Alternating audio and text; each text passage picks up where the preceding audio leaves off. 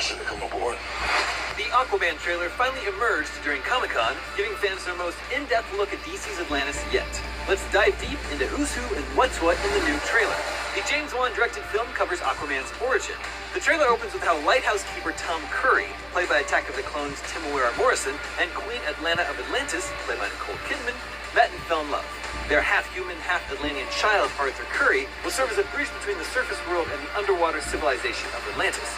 We see at a young age that Arthur is able to tap into his Atlantean power to communicate with sea life, as demonstrated when he gets bullied and calls for help from an aquarium's resident shark.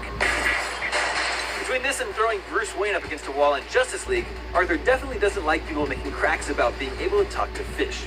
We think these mercs on board this submarine might be tied to the movie's secondary villain, Black Manta, who we learned when we visited the set of the film blames Aquaman for the death of his dad. Perhaps this is the sequence where Arthur somehow contributes to that death. Black Manta's armor has the big helmet with red eyes that shoot laser beams, just like in the comics.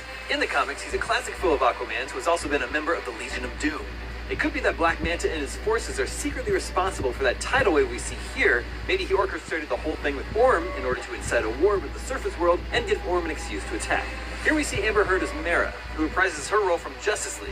She's come to enlist Arthur's help against Orm, who is his half-brother and the present king of Atlantis. In the comics, he's known as Ocean Master. Unfortunately, Arthur has mixed feelings and mommy issues. We're thinking he was abandoned by Atlanna as an infant for some reason.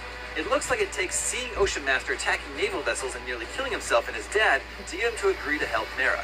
Willem Dafoe plays Volko, glimpsed here as an older Atlantean who mentors the teenage Arthur in the ways of his people. And as we saw earlier, Arthur is exceptionally gifted at catching edged weapons before they get him in the head. Thanks, Volko. This would appear to be King Atlan, the first king of Atlantis. The filmmakers have said Arthur and Mera's quest to find his Excalibur-like trident is one of the key driving elements of the story. We learned on our set visit that if Arthur can acquire Atlan's trident, then he can communicate with all the creatures of the sea, which would clearly be an advantage in battling Orm.